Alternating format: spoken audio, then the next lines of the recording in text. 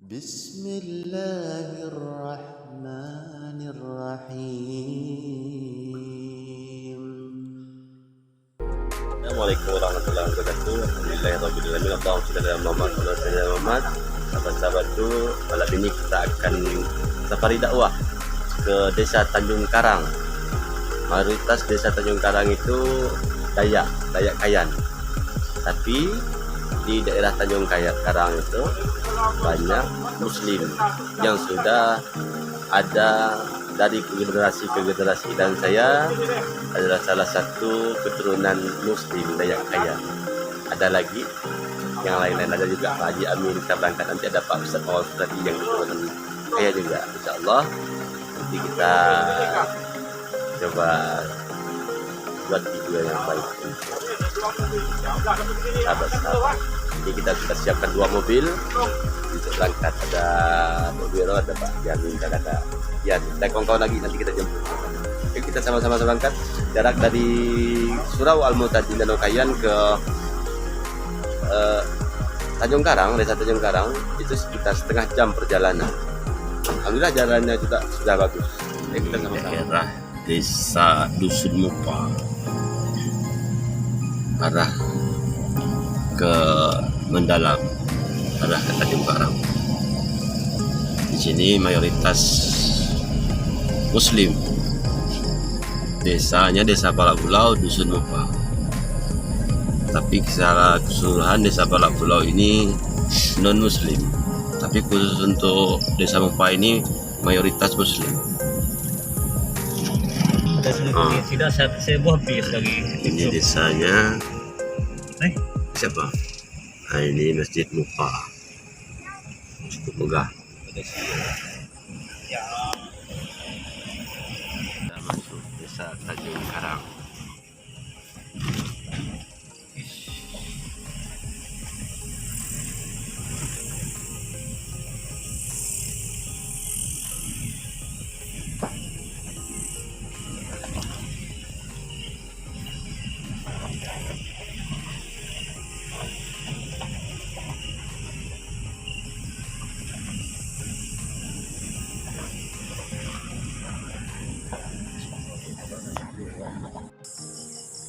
Kita sudah sampai di Desa Tanjung Karang.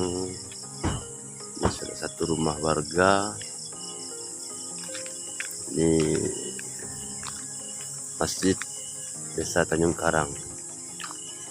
Masyarakat sudah mulai ramai di masjid.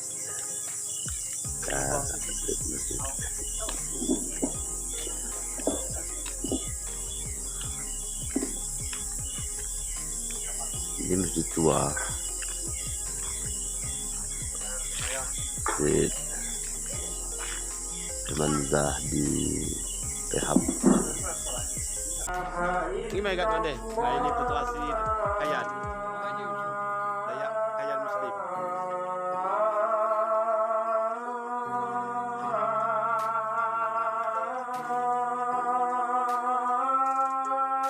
Masjid tua pertama di Tanjung Karang deh. Lama tuh segede. Dari 50 tahun. Ada deh. Hah?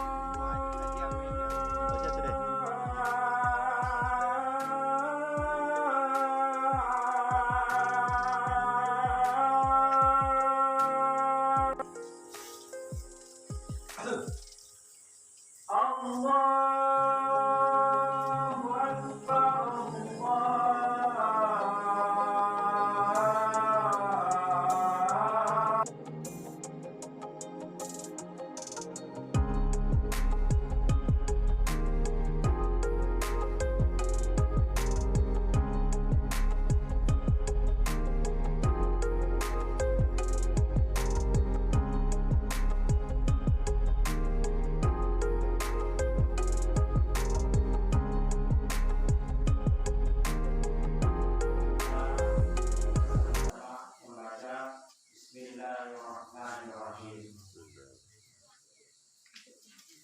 Untuk selanjutnya Warahmatullahi wabarakatuh. Alhamdulillahilladzi anzala ala qulubina wa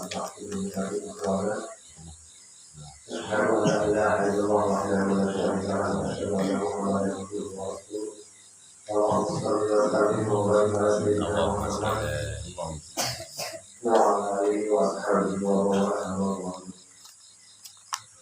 Yang kami muliakan Ketua Umum Masjid Jamiul Muslimin Desa Utara beserta pengurus yang kami muliakan para tokoh agama masyarakat yang kami muliakan para alim ulama yang datang dari festival yang dipimpin Pak Haji, ada Bapak Haji Ibrahim, Bapak Ibu Haji Muhammad yang tidak bisa disebut dalam persatu, tapi tidak mengurangi kasih kami, tidak mengurangi rasa hormat kami kepada kami semua. Segala puji hanya bagi Allah yang selalu memberikan kesehatan, kenikmatan, kekuatan, nikmat iman, Islam. Itu yang terpenting. Syukur dan bersyukur kita. Karena kita yang hadir dalam majlis ini adalah orang-orang yang terpilih. Tidak semua orang yang bisa hadir dalam majlis ini hanya datang untuk mendengar ceramah, hanya untuk mendengar tausiah. Kecuali cuma orang-orang yang dipilih oleh Allah. Oleh karena itu, yakin saja bahwa kita ini adalah orang-orang yang terbaik.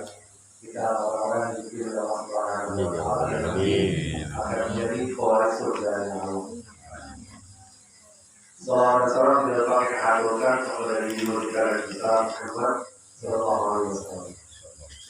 Beserta para sahabat, keluarga, dan orang-orang yang tetap setia dengan sunnahnya hingga akhir.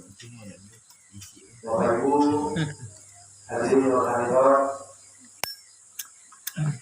segala kabar-kabar telah menjadi suara keluarga semuanya. Alhamdulillah kami berterima kasih dan cukup berbahagia jadi kemarin posisinya kami dari di Palu, sebenarnya malam ini ada jadwal, tapi kata Umi bilang karena oke siap ini dulu.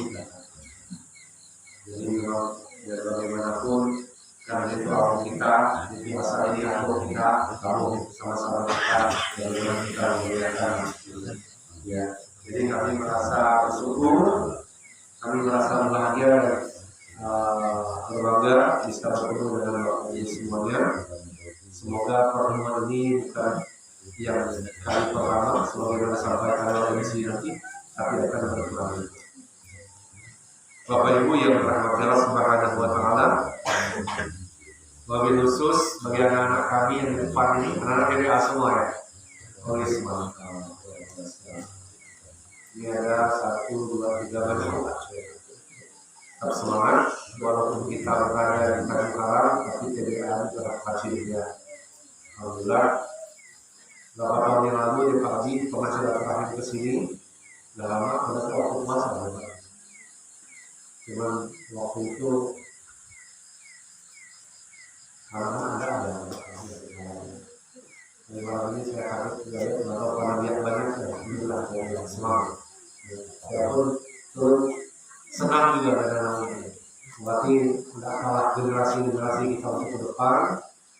Pengganti orang tua di sini insya Allah sudah siap semua. Baik Bapak Ibu yang dirahmati Allah Subhanahu. Ibu-ibu di belakang lagi ini ada sinyal. Lagi mau ke Baru? Selalu, enggak mulai selalu. Tahu jam berapa selalu? Jam kuri ini, dia pindah jam saya. Oke dulu.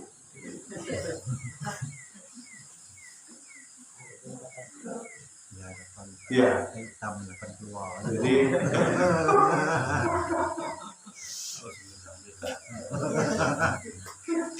alhamdulillah luar biasa.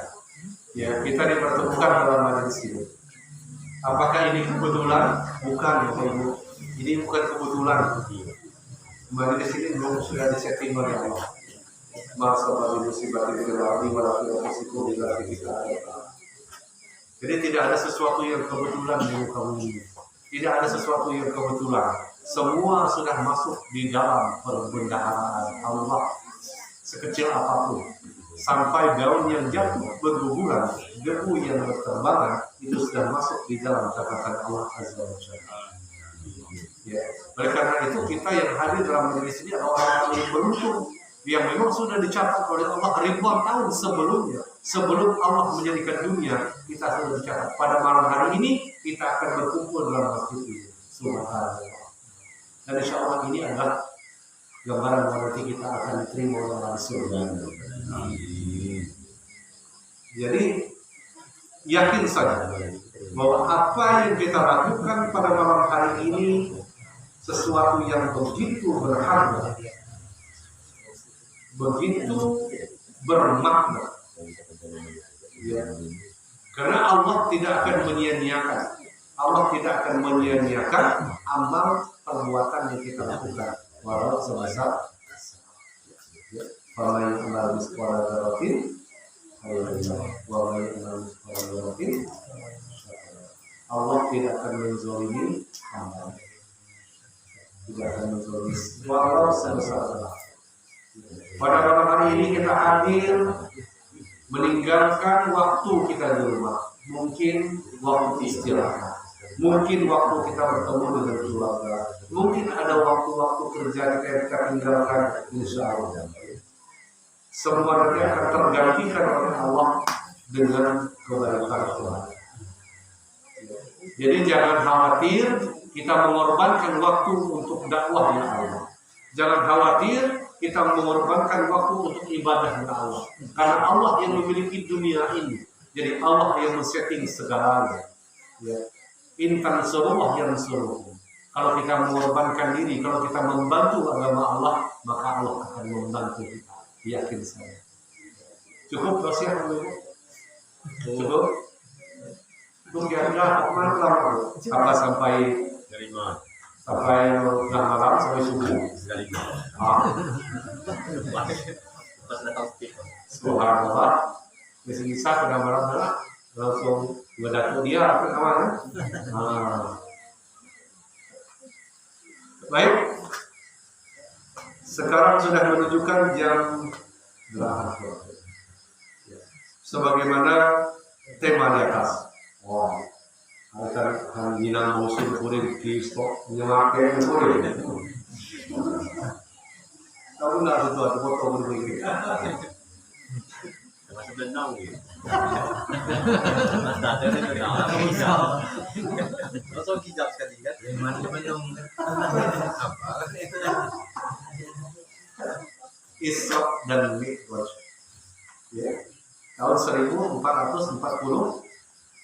1000 tahun yang lalu. Peristiwa ini peristiwa yang luar biasa. Ada latar belakang historis dari peristiwa Isra ini. Ya. Jadi para ulama mengatakan bahwa tahun dukanya baginda Rasul adalah tahun di mana sebelum beliau diisokkan ke Sidratul Muntaha. Tahun dukanya. Mengapa disebut dengan tahun duka? Karena ada 3 penting yang melatar belakangi terjadinya peristiwa Isra dan Mi'raj. Pertama adalah gencar-gencarnya perlawanan dakwah yang dilakukan oleh kafir Quraisy kepada baginda Nabi. Ya, bahkan beliau mencari suaka politik ke Taif dalam rangka untuk melindungi diri karena memang begitu gencarnya perlawanan kafir Quraisy kepada beliau terhadap dakwahnya. Sampai di Taif bukan diterima dengan baik, malah dihantam dengan lemparan batu. Ya, yang mengakibatkan beliau cedera. Bahkan giginya juga berlumuran darah. Ya, dilempari, dimaki, bahkan diusir oleh orang-orang di kota Taif. Ya. Itu yang pertama. Yang kedua, di tahun itu juga beliau kehilangan orang terdekat. Yang pertama, beliau kehilangan pamannya, yaitu Abu Thalib. Beliau paman yang begitu sayang kepada beliau. Begitu sayang kepada beliau. bela-belanya membela baginda Nabi luar biasa. Di tahun itu juga beliau meninggal. Sudah gencar-gencarnya perlawanan orang kafir Quraisy kepada beliau, tekanan, hambatan, pokoknya berbagai macam lah intimidasi mereka lakukan. Ya, kemudian meninggal pamannya, amat sedih. Sudah paman yang meninggal dan istrinya.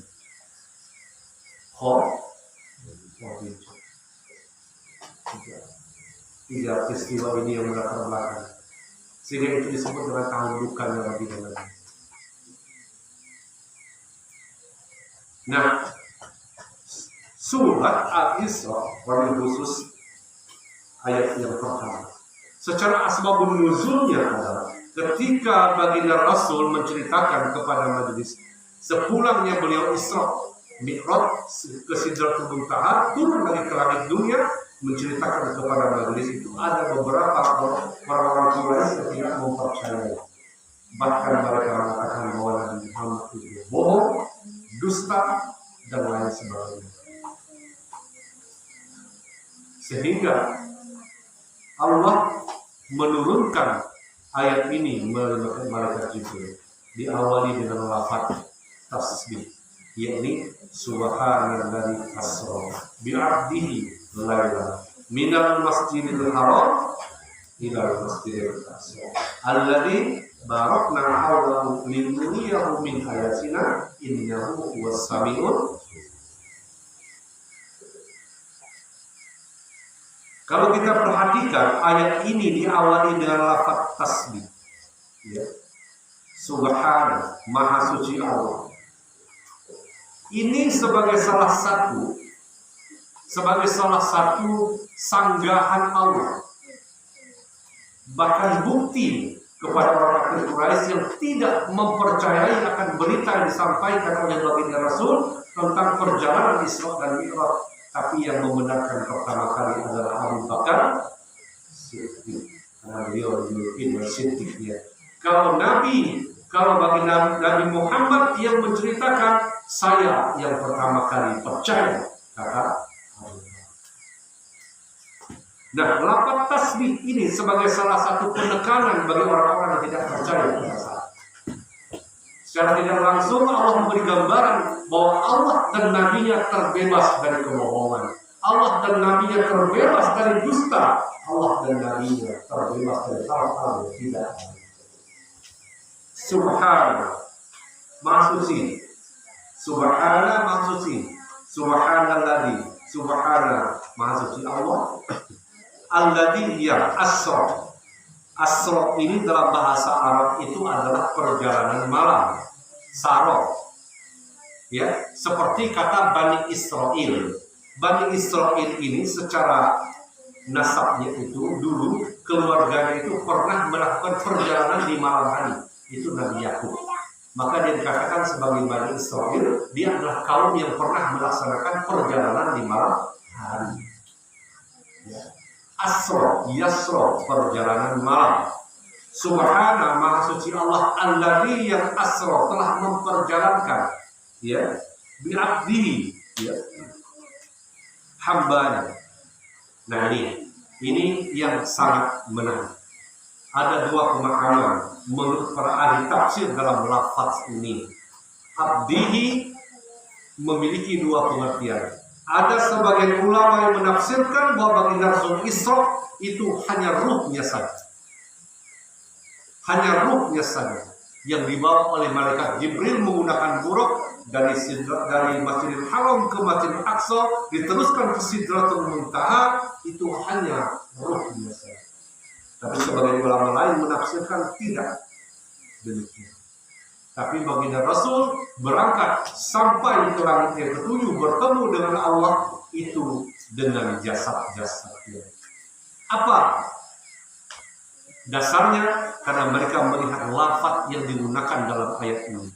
Lafaznya menggunakan lafaz abdihi. Abdihi itu artinya seorang hamba. Abdi berarti manusia. Manusia, seorang hamba itu berarti ada jasad dan ada Rum. Ada dua pemahaman dalam masjid. Cukup tausiahnya? Cukup. Lagi lanjut? Minum dulu. Lagi sebentar. Anak-anak minum air putih.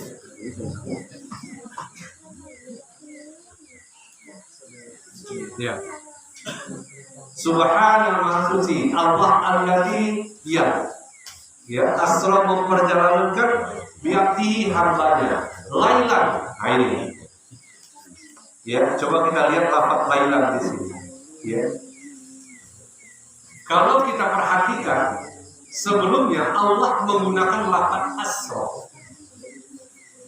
ya, tapi setelah abdihi Allah mencantumkan lagi lafaz lailan. Apa maksudnya? Padahal kedua-duanya secara harfiah pengertiannya itu sama-sama menunjukkan pengertian malam. Sama-sama menunjukkan malam. Ya.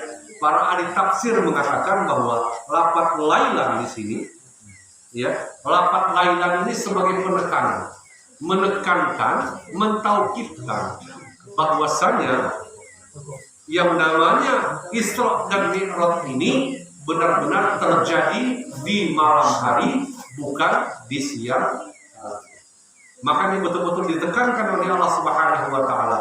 Setelah menggunakan lafaz asra, menggunakan lafaz lailan. Artinya agar hamba-hamba yang beriman memiliki keteguhan jiwanya bahwa Isra dan Mi'raj itu terjadi di malam hari.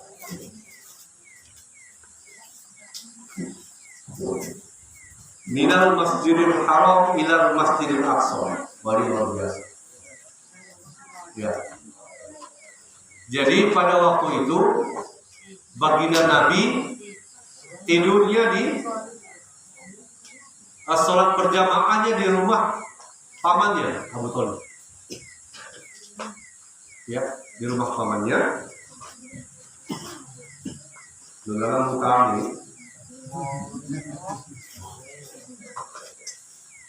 Ya. Sekian kalau sahabatnya. Ya. Saya itu banyak minum kopi. Banyak hidup. Kalau Sulaiman dipotong mati bakal saya sama dia.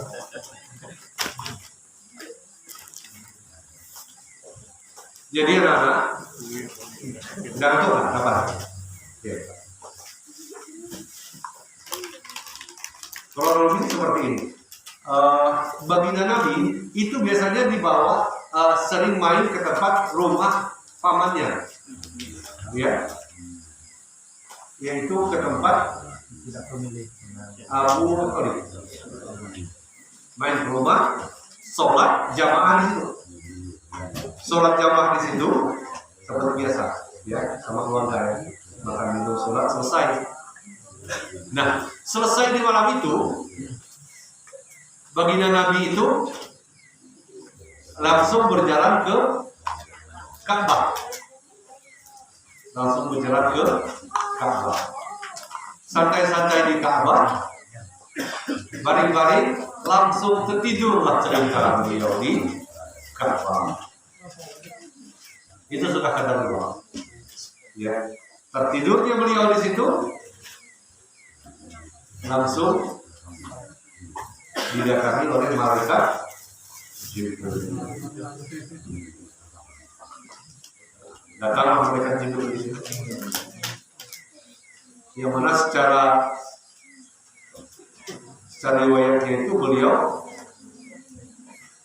ada dua orang tidak salah yang menemani beliau. Nah, beliau sebelum diisrakan, ya, kita tahu beliau dibelah dadanya, ya, dibersihkan dulu dadanya dengan air zam-zam. Selesai itu, barulah beliau diberangkatkan menggunakan kendaraan yang ramah. Bapak Ibu yang dirahmati Allah Subhanahu wa taala. Proses perjalanan di baginda Rasul dari Masjidil Haram ke Masjidil Aqsa langsung menuju Sidratul Muntaha ke langit yang ketujuh. itu prosesnya luar biasa. Apa sih luar biasa? Yang memang tidak bisa kita kaji dari sisi akal. Ya, bayangkan saja, ya kata Abu Jahal, kami ini, ya yang sudah biasa berjalan. Ya, orang-orang kafir Quraisy bilang kami sudah biasa berjalan dari Mekah sampai ke Palestina itu paling tidak memakan waktu 30 hari. 30 hari lama. Nah sekarang Nabi berangkat setelah Isya nyampai ke Baitul Maqdis, ya, sampai ke langit yang ketujuh. Waktu yang digunakan itu tidak sampai 1 malam. Jadi hal ini sangat-sangat mustahil. Ya, hal ini sangat-sangat mustahil. Ya. Tapi Bapak Ibu yang dirahmati Subhanahu wa Ta'ala, kalau Allah ingin berkehendak tidak ada yang mustahil. Kalau Allah ingin berbuat tidak ada sesuatu yang mustahil. Walaupun sebenarnya menurut manusia itu mustahil, tetapi bagi Allah itu tidak mustahil. Ya. Baik Bapak Ibu yang dirahmati Subhanahu wa Ta'ala.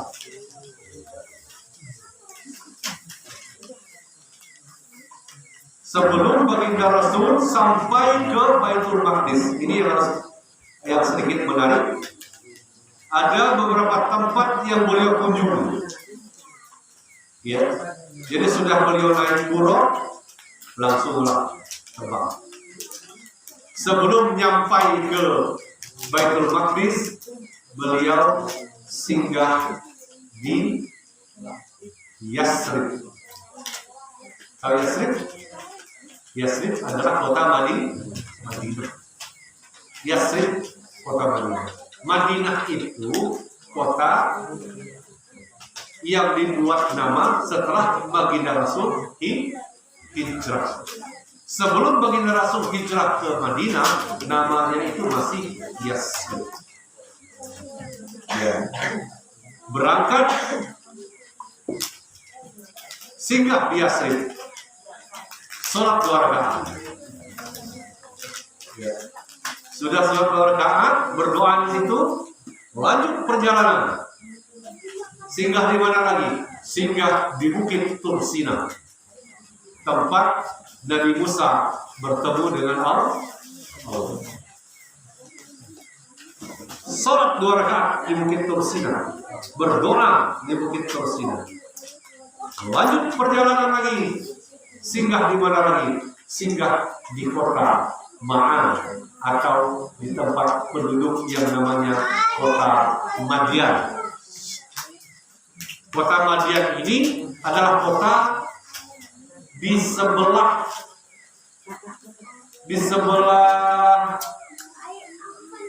apa namanya itu sungai Koblut di situ di sebelahnya, ya, berdekatan dengan kota Hijaz.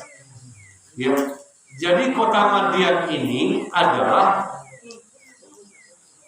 penduduknya, kabilah Arab turunan dari Nabi Ibrahim, tapi tidak banyak. Kota Madian. Ya. Nabi Musa pada saat beliau memberontak, ya, melawan pemerintahannya Fir'aun, beliau kan sempat dikejar. Ya. Jadi Nabi Musa ini sempat lari sampai ke kota Madian. Sampai di kota Madian, Nabi Musa menetap di situ, bahkan mempersunting seorang anak perempuan, anak gadis itu, ya. Kebetulan yang nama mertuanya itu adalah Madian. Itulah yang katakanlah sebagai ketua kabilah mereka di kota Madian. Singgah di kota Madian, baginda Nabi berdoa dan sholat. Kemudian lanjut lagi perjalanan, singgah di mana lagi? Singgah di Bethlehem. tempat kelahiran Nabi Isa alaihi salam. Ya. Sholat di situ, berdoa di Bethlehem, bersolat di situ, barulah beliau membelokkan buraknya menuju Baitul Maqdis. Sekarang ibrahnya, pelajarannya sebagai orang yang beriman, hendaklah kita selalu kembali ke sejarah kita, belajar dengan sejarah, belajar dengan pengalaman orang-orang terdahulu. Baginda Nabi, dia disuruh singgah di situ agar mengambil pelajaran, agar dia tahu sejarah dulu Nabi-Nabi sebelumnya. Ya, sebelumnya. Sampai ke Baitul Maqdis. Dalam sebuah riwayat itu dikatakan bahwa di dekat Masjidil Aqsa itu dia ada batu. Disitulah beliau mengikat buraknya. Ya. Turun. Bahkan beliau turun itu bukan dari kaki belakang, tapi turunnya dari kepala. Jadi buraknya itu merendahkan kepala, turun dari belakang. Nah itu kita tahu prosesnya sampai di situ bertemu dengan roh-rohnya para nabi, ya, bahkan turun para bidadari waktu menyaksikan kedatangan baginda Nabi di bawah malaikat. Beliau sempat ngimami sholat. Setelah itu beliau ditawari dengan dua susu dengan haram. Alhamdulillah beliau memberi susu. Setelah itu baru lanjut menuju Sidratul Muntaha. Jadi proses yang dilakukan ini oleh baginda Rasul, ya, menuju Sidratul Muntaha itu kalau kita hitung-hitung dengan akalnya mungkin, ya, hanya setengah malam saja. Ya. Begitu cepat, tapi itulah yang namanya kuasa Allah. Ya. Naik langit yang pertama, ini prosesnya. Bertemu dengan penjaga langit. Rupanya memang dekat juga penjaga langit.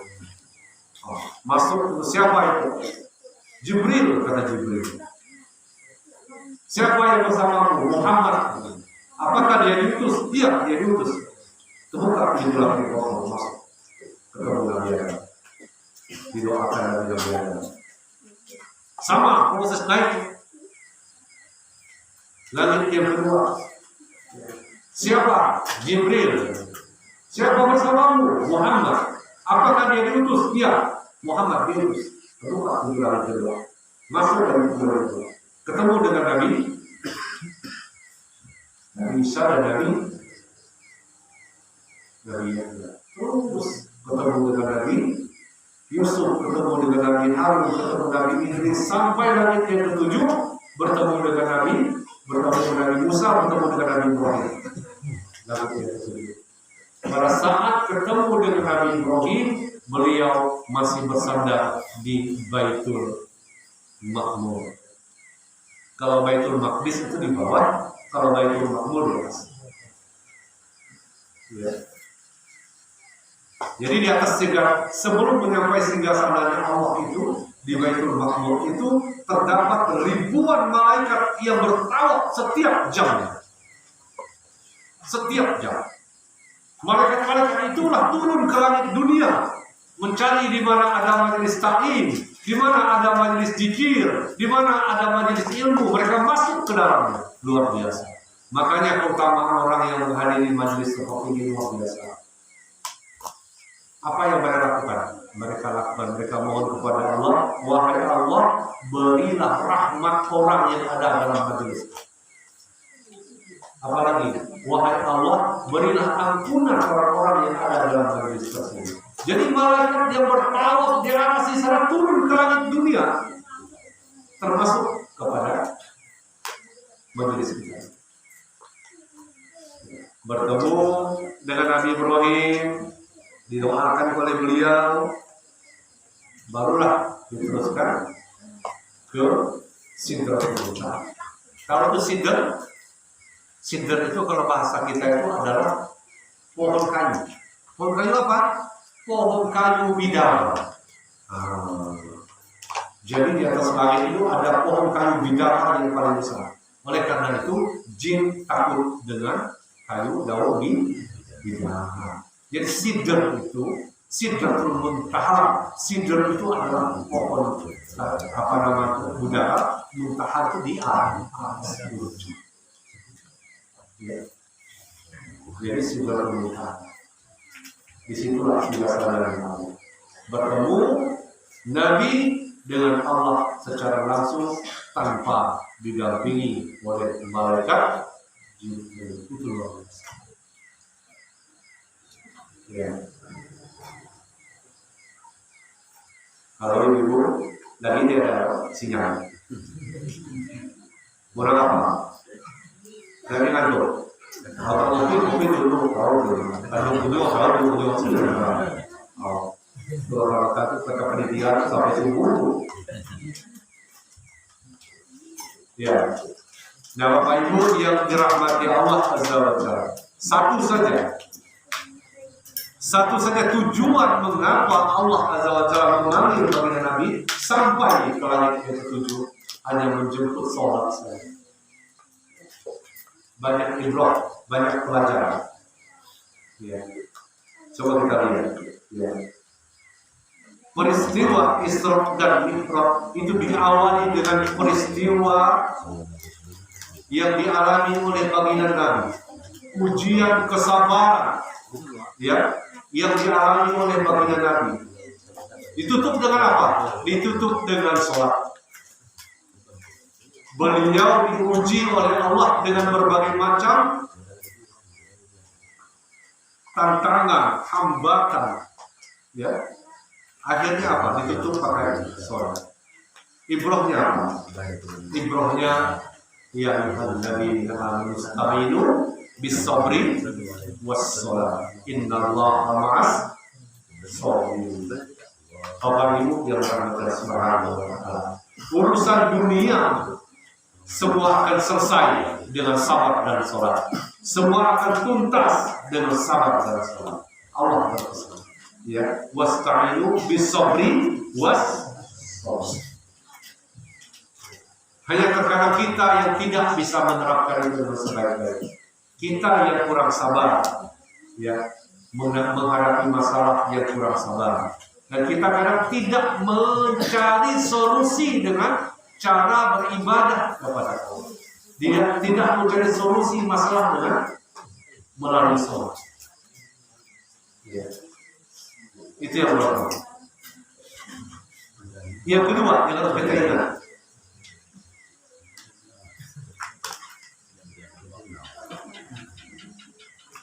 proses perjalanan baginda Nabi dari Masjidil Haram ke Masjidil Aqsa sampai ke Sidratul Muntaha ada dua hal yang harus kita ketahui. Ada dua dimensi yang harus kita ketahui.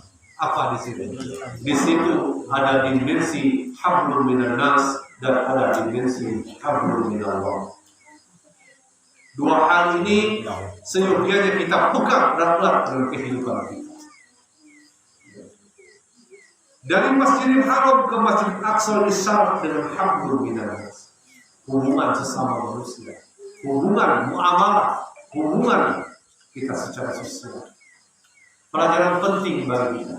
Bagaimana kita selalu membangun hubungan baik antara sesama manusia. Allah menekankan dalam Al-Quran, duribat alaihimuz zillah aina masuqifu illa bihablin minallah wa hablin minan nas. Duribat ditimpa alaihimuz zillah kepada mereka sebuah kehinaan. Ainama dimanapun sukifu mereka berada, illa terkecuali bihablin minallah, mereka berpegang teguh kepada hubungan kepada Allah, wa hablin minan nas, dan menjaga hubungan baik kepada Allah. Ya. Halo Ibu, lagi sinyal? Iya. Ibu-ibu kalau ditanya mau nggak jawab? Ibu-ibu berapa kali nawar air kopi dengan minum? Dan nawar, semua ini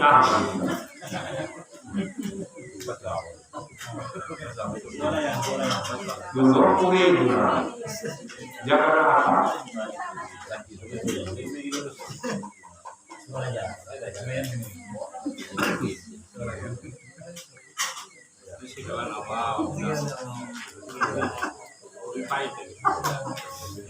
Ya. Padahal itu hal terkecil,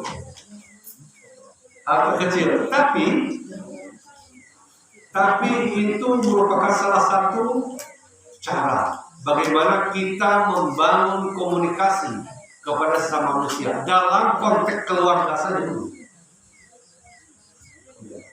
Kalau dalam konteks keluarga kita sudah hubungannya harmonis kepada anak, kepada suami istri, hubungannya baik, insya Allah itu akan berdampak kepada lingkungan dan orang-orang di sekitar kita. Perlu menjaga hubungan kepada suami kita, menjaga hubungan baik kepada istri. Ya. Halo ibu-ibu, begini sinyal. Gitu. Mana ibu?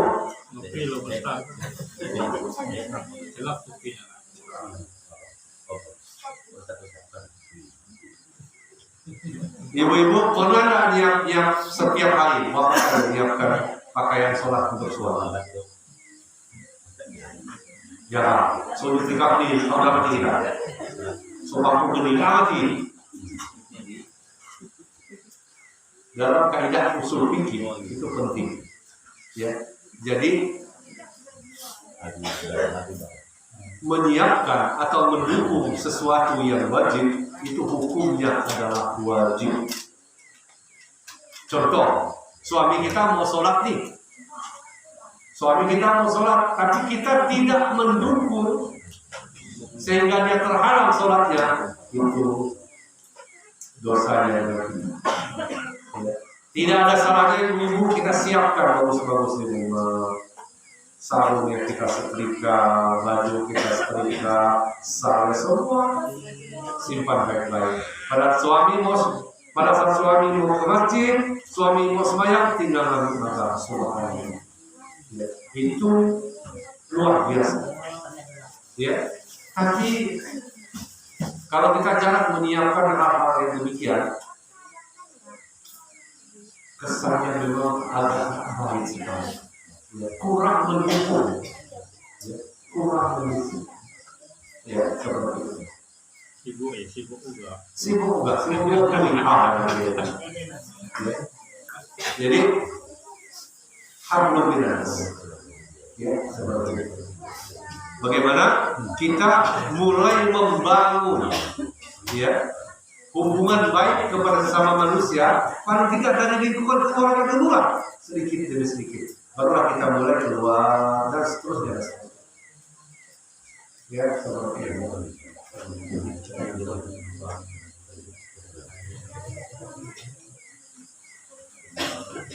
Ibu-ibu, bapak-bapak pernah nggak main sembahyang malam sama kamu? Sholat malam. Nah, dapat pasti kita juga kondisi kamu. Ya. Oh Ustaz, ya nih, anak tuh kaki aku tuh dapat pasti menerima. Ini sih ngapa? Belajar. Ya, penting. Ya. Jadi wattaba'u ma taqus syayatin ala mulki Sulaiman wa ma kafara Sulaiman walakinna syayatin kafaru yu'allimuna an-nasa as-sihra wa ma unzila 'ala al-malakaini bi Babila Harut wa Marut wa ma yu'allimani min ahadin hatta yaqula innama nahnu fitnatun fala takfur.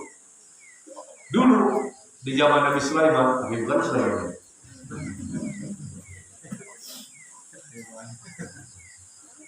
Di zaman Nabi Sulaiman ada jin yang namanya Harut dan Marut. Jin inilah yang pencetus pertama kali yang menceraikan antara suami dan istri. Ya. Itulah pencetus utamanya. Sampai sekarang anak turunan jin Harut dan Marut. Mereka masuk ke dalam keluarga. Pertama merasuki suaminya, masuk lagi satu, masuk istrinya, masuk lagi anaknya. Kalau sudah semua dirasuki oleh jinnya, baru dia rumahnya haru-haru. Apa sebab? Karena masuknya Harut dan Marut ke dalam rumah. Bagaimana cara mengantisipasinya? Salah satunya bangun komunikasi. Paling tidak suami dan istri anak harus selalu melaksanakan sholat berjamaah. Ya.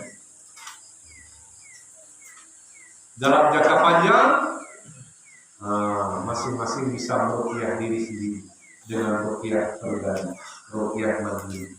Karena jin Harut dan Marut itu terkadang menyerang orang-orang di dalam keluarga. Yakni yang kadang menyuhau-hara dalam keluarga. Kadang yang ibu betul-betul mulut betul bahari-hari bilang mereka. Dia enggak menyerang macam-macam. Kenapa? Karena memang kita kurang menjaga ibadah bersama di dalam keluarga. Selalu emosional ini berbahaya. Ya. Nah, itu merupakan salah satu cara hikmah yang terbaik kalau kita selalu membangun ya komunikasi dalam keluarga. Salah satunya melalui sholat berjamaah, ibadah bersama-sama.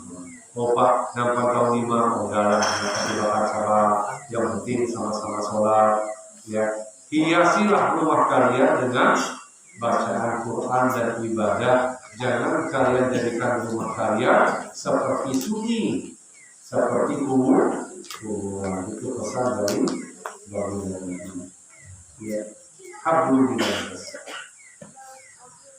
Ya, hablum minallah sama. Ini kedua hal yang tidak bisa dipisah. Dia orang yang soleh Pak, setiap hari ke masjid, baca Qurannya fasih, ceramahnya pintar, pokoknya semuanya baik. Dia mulai setiap malam, sholat duha juga, apalagi puasa Senin Kamis, dia zikir setiap hari. Pokoknya namanya hablum minallah nomor 1. Tapi dengan kaum kerabat tidak bertegur, dengan kaum keluarga tidak kenyaman, dengan tetangga tidak baik, tidak ada apa-apa dari mata Allah Subhanahu wa Ta'ala. Duribat alaihi muslimah. Dia hanya mementingkan hubungannya kepada Allah, tapi mengabaikan hablum minallah. Sebaliknya, kita adalah orang yang dermawan, mau berbagi, ringan tangan, suka memberi. Pokoknya apa saja yang namanya perilaku sosial, kita adalah orang nomor 1 di lingkungan kita. Tapi ke masjid nggak kalah, minat camat susah, ke masjid sekulit nyukit. Tidak ada apa-apa, tidak ada apa-apa. Yang dimau oleh Allah dan Rasul, yaitu menjaga hubungan baik kepada Allah dan hubungan baik kepada sesama manusia. Duribat alaihi zillah ayat masuk itu bila bihablin minallah wa hablin minallah. Itu pesan yang terbesar yang ada, yang tersirat melalui peristiwa Isra dan Mi'raj. Dari waktu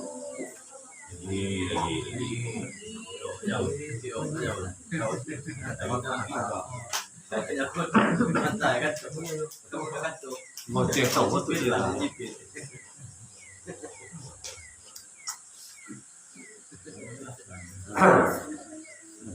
Ibu masih kuat nih. Jangan dong. Oke. Yang kedua, hikmah yang kedua adalah innal ladzina qalu rabbuna Allah summa istaqamu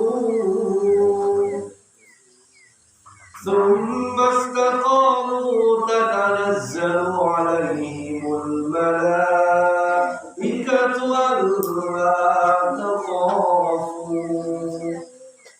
alla takhafu wa la tahzanu wa abshiru bil jannati allati kuntum tu'adun.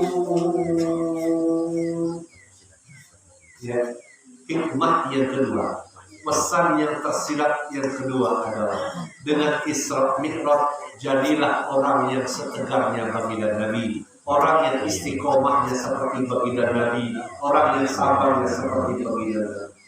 Baginda Rasul begitu luar biasa. Beliau menjadi uswah bagi kita. Beliau menjadi suri tauladan bagi kita. Bagaimana beliau tegak di dalam menghadapi berbagai macam hambatan tantangan, cobaan. Bahkan pada saat beliau sudah detik-detiknya itu sudah parah-parahnya diintimidasi oleh orang kafir Quraisy pada waktu itu. Sampai malaikat Jibril pun kalau macam kita itu supaya bilang kalau mau ada kaki bakal nganu sudah kafir Quraisy anak ngomongin semua apa kata dia. Beliau tetap dengan kesabarannya, beliau tetap dengan keistiqomahannya. Jadi pesan yang kedua melalui Isra Mi'raj adalah hadapi kehidupan kita dengan penuh kesabaran dan ketegaran. Ya. Hidup adalah rahasia ilahi yang memang sudah ada kaplingannya masing-masing. Kita tidak bisa melangkah dari ketetapan dan kudrat iradat yang sudah Allah tetapkan. Kita hanya bisa bertawakal, menjalani dan bersyukur apa yang sudah Allah berikan. Ya, Bapak Ibu bayangkan saja kalau saya ini, kalau misalnya tutup begini dengan Ayu Ting Ting, ramai cerita. Kita bertutup ceramah, Ayu Ting Ting bertutup dari dahulu. Itu bukan porsinya saya, karena sudah ada takdirnya masing-masing. Jadi dipaksa pun tidak bisa. Ya. Nah, hidup ini rahasia ilahi yang sudah ditulis di kitab Lauhul Mahfuz. Allah hanya ingin menguji sejauh mana kita tetap istiqomah di jalannya, taat dengan segala perintah. Satu ya finish kita. Finish kita adalah kematian. Finish kita adalah kematian. Apapun yang kita usahakan di dunia, semuanya akan selesai pada saat kita sudah mencapai satu titik, yakni kematian. Ya. Sedangkan tugas kita adalah bagaimana kita menuju titik itu dengan merangkum semua amal-amal hidup ini menunjang agar kita bisa lolos dari titik kematian menuju kehidupan yang kekal dan abadi. Ya. Jadi hidup sudah ada kaplingan. Jalani sesuai dengan kondisi kita masing-masing. Jangan dipaksakan. Jangan memaksakan kondisi kalau kita tidak mampu. Dosa dipaksakan. Kalau sudah ada garisnya masing-masing. Ya. Karena kita paksakan, tidak akan bisa. Ya. Yang namanya rezeki itu sudah dianggarkan oleh Allah, sudah diatur oleh Allah. Tinggal bagaimana kita mencari wasilah untuk mencapai rezeki itu. Ya, dengan pekerjaan, ya, dengan tani, apalagi dengan berjualan dan lain sebagainya. Tinggal bagaimana kita tawakal dan mensyukuri akan nikmat-nikmat Allah. Jadilah orang-orang yang istiqomah. Allah berjanji melalui ayat yang saya bacakan tadi bahwa Allah akan memberikan mereka surga. Ya, tatanazzalu alaihimul malaikah, akan turun kepada mereka malaikat-malaikat. Allah takhafu wa la tahzanu. Jangan takut, jangan khawatir. Wa abshiru bil jannah, berbahagialah kalian dengan surga allati kuntum tu'adun, yang telah disiapkan untuk kalian. Itu hikmah yang kedua. Isra Mi'raj memiliki pesan agar kita selalu istiqomah di jalan. Udah, lagi itu, lanjut, adik-adik.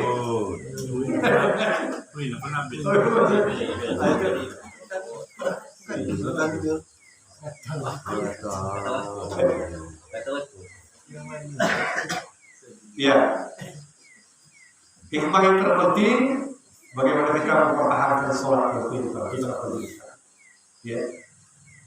Jadi kalau ada penau-penau kita lagi sembahyang sekali seumur hidup, kalau dikaji dulu. Iya. Kalau dikaji lagi nanti bakal. Ya. Asal khusus tak mau mengkajikan sembahyang Kami semua hidup dua.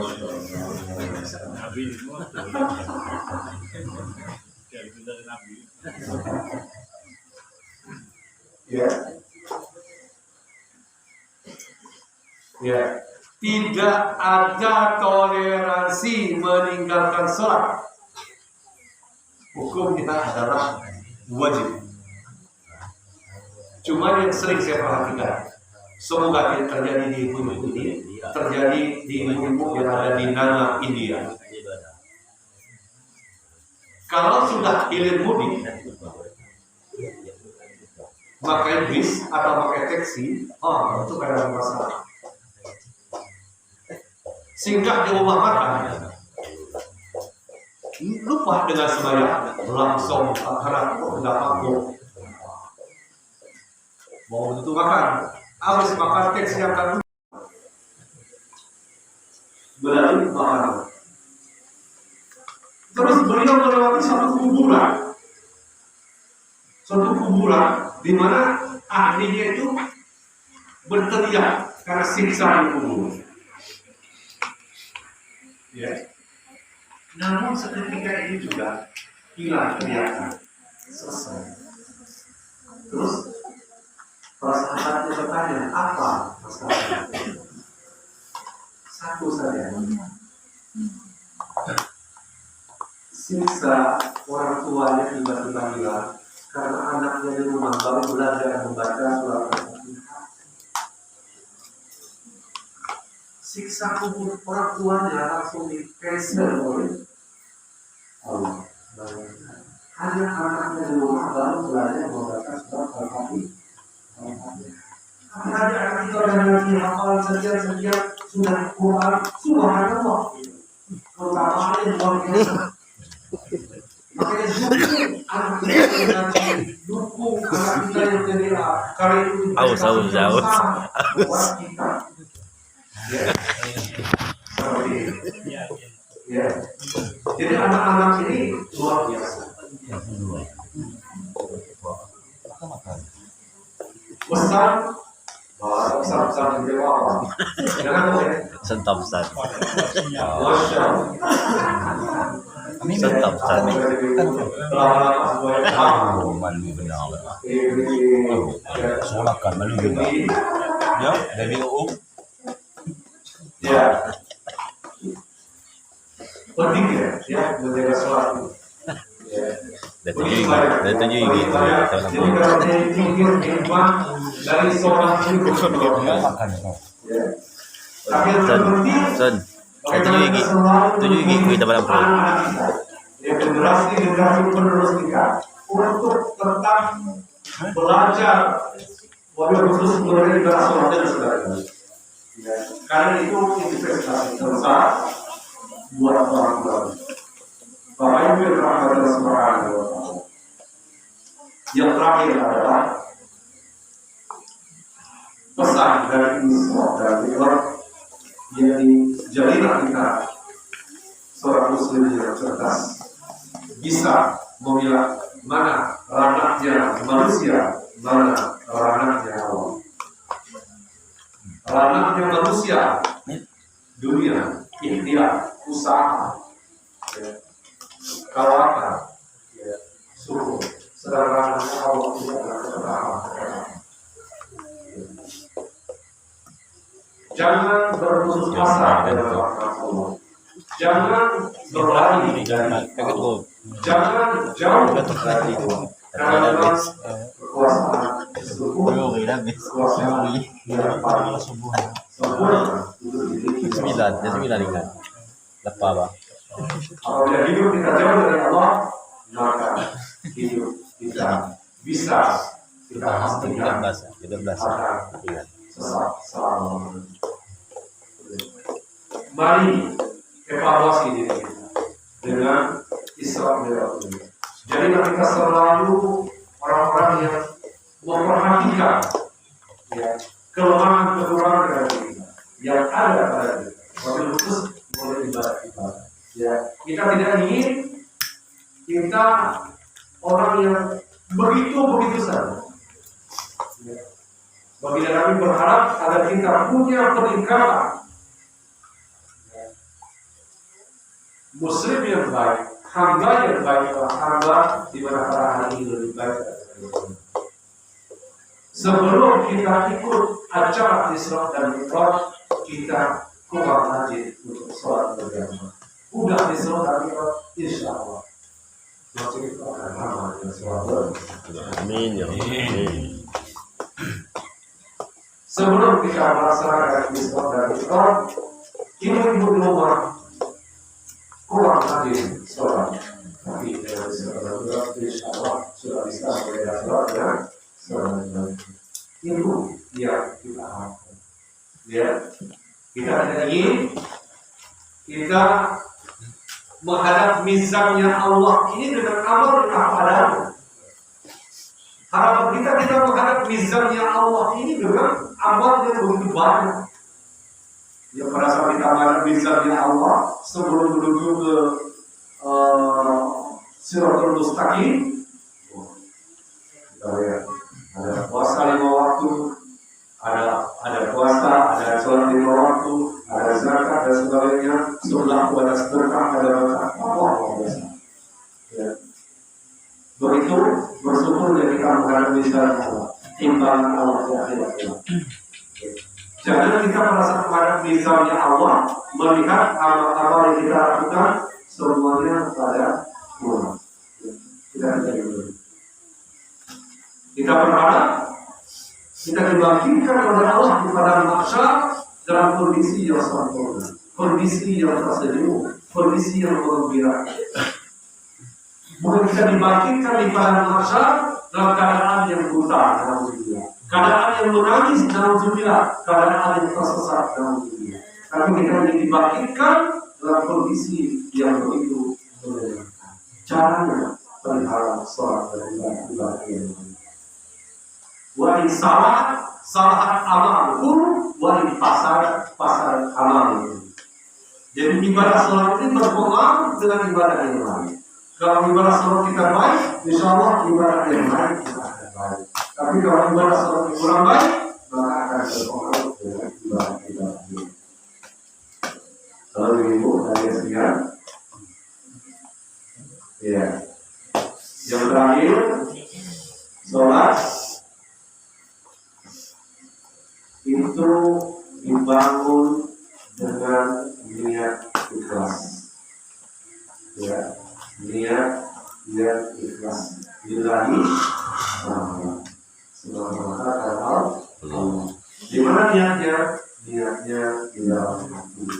Hati merupakan salah satu kekuatan yang bisa mendorong kita untuk kita istiqomah beribadah dari segalanya. Jaga hati. Bagaimana caranya? Harus berzikir, membaca Quran, beristighfar. Ya, tidak susah. Ya, tidak susah kalau kita ingin menjaga hati kita. Paling tidak kita biasakan lafaz kita dengan kalimat-kalimat berbeda. Lafaz mulut kita dengan asma-asma Allah. Ya. Jadi kalau kita lihat di masyarakat kita ini kan terkadang berbeda. Ya. Mereka terbiasa dengan lafaz yang memang menurut sisi syar'inya, menurut pandangan Islamnya kurang syar'i, kurang baik. Contoh, pada saat main HP,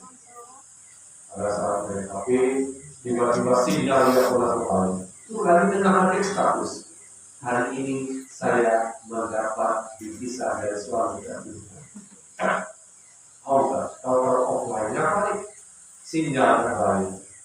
Buka sinyal, buka hati ini terbiasa. Ada dari ibu itu bukan terjadi di dalam ini ya.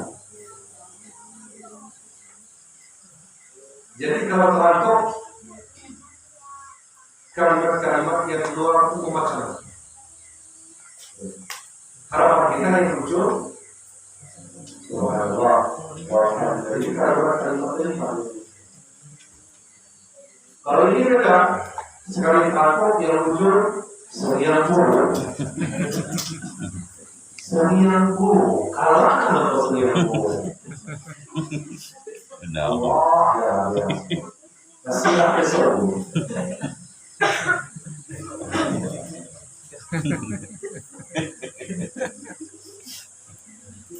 Nah, hari ini ada informasi.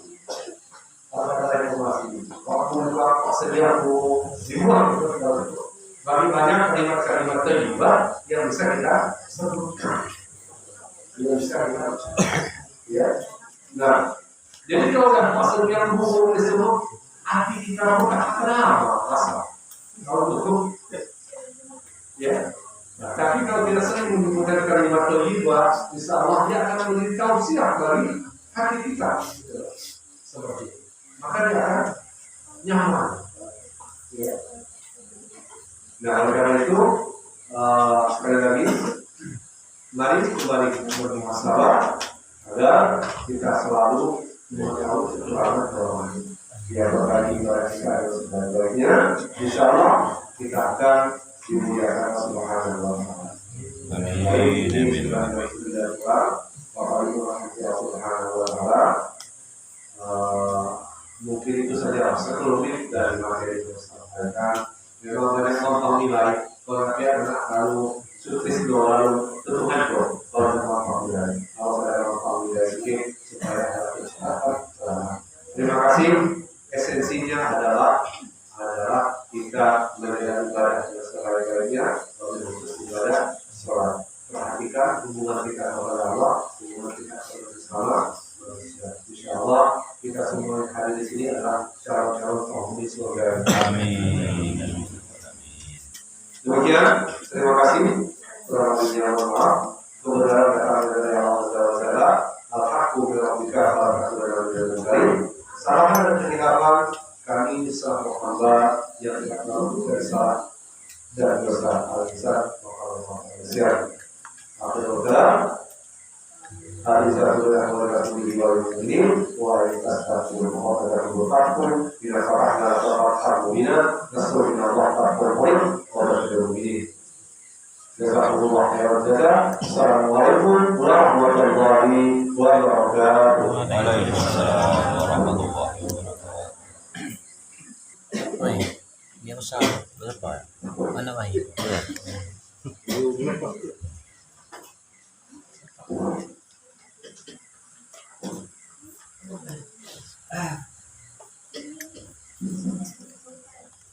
Assalamualaikum warahmatullahi wabarakatuh. Waalaikumsalam. Terima kasih kami kita pertama-tama belajar agar Allah Taala mudah-mudahan acara kita malam hari mendapat ridho bersama Allah Taala. Kita berdoa di malam yang mulia ini agar keluarga kita yang sudah meninggal, kedua orang tua kita, nenek atau kita supaya mendapatkan berkat yang terbaik dari Allah Subhanahu wa Ta'ala, dirahmatkan jiwanya, diampuni dosa-dosa mereka dan diterima amal baik mereka selama hidup di dunia ini. Ila qurratin Nabi Muhammad sallallahu alaihi wasallam alhamdulillah ya. Alhamdulillah bismillahirrahmanirrahim. Alhamdulillah الرحمن الرحيم يا عباد نستعين صراط المستقيم صراط الذين أنعمت عليهم غير المغضوب عليهم ولا الضالين. سيد الأولين والآخرين وسلم ورضي الله تبارك وتعالى عن كل صحابة رسول الله أجمعين. أعوذ بالله من الشيطان الرجيم بسم الله الرحمن الرحيم الحمد لله رب العالمين حمدا الشاكرين فالمعاني حمدا يوافي نعمه ويكافئ مزيدا يا ربنا لك الحمد كما ينبغي لجلال وجهك الكريم وعظيم سلطانك ولك الحمد قبل الرضا ولك الحمد بعد الرضا ولك الحمد إذا رضيت عنا دائما عظيم يا رب العالمين. اللهم إنا نسألك العفو والعافية في الدين والدنيا والآخرة. اللهم اغفر لنا ذنوبنا ولوالدينا وارحمهما كما ربيانا صغيرا. اللهم اغفر للمسلمين والمسلمات والمؤمنين والمؤمنات الغيبين والأقوات إنك على كل شيء قدير. اللهم ارزقنا قول النبي صلى الله عليه وسلم أولا وآخرا وثانيا وبديا وقبل وكلا وعبادك ومن وعلى. اللهم اهدنا بنية العلماء وأمنا بالشهداء وسرنا يوم القيامة في زمرة الأولياء ومن الجنة والعافية والسلام. اللهم اغفر لأمة سيدنا محمد. اللهم ارحم أمة سيدنا محمد. اللهم استر أمة سيدنا محمد. اللهم اجبر أمة سيدنا محمد. اللهم اخلص أمة سيدنا محمد. اللهم أصلح أمة سيدنا محمد. اللهم عافي أمة سيدنا محمد. ربنا لا تزغ قلوبنا بعد إذ هديتنا وهب لنا من لدنك رحمة إنك أنت الوهاب. ربنا هب لنا من أزواجنا وذريتنا قرة أعين واجعلنا للمتقين إماما. ربنا آتنا في الدنيا حسنة وفي الآخرة حسنة وقنا عذاب النار وادخلنا الجنة مع الأبرار يا عزيز يا غفار يا رب العالمين. صلى الله على محمد وعلى آله وصحبه وسلم. سبحان ربك رب العزة عما يصفون وسلام على المرسلين والحمد لله رب العالمين. اللهم صل على محمد. اللهم صل على سيدنا محمد. اللهم صل على وسلم على سيدنا ومولانا. اللهم صل وسلم وبارك منا ومنكم تقبل يا كريم.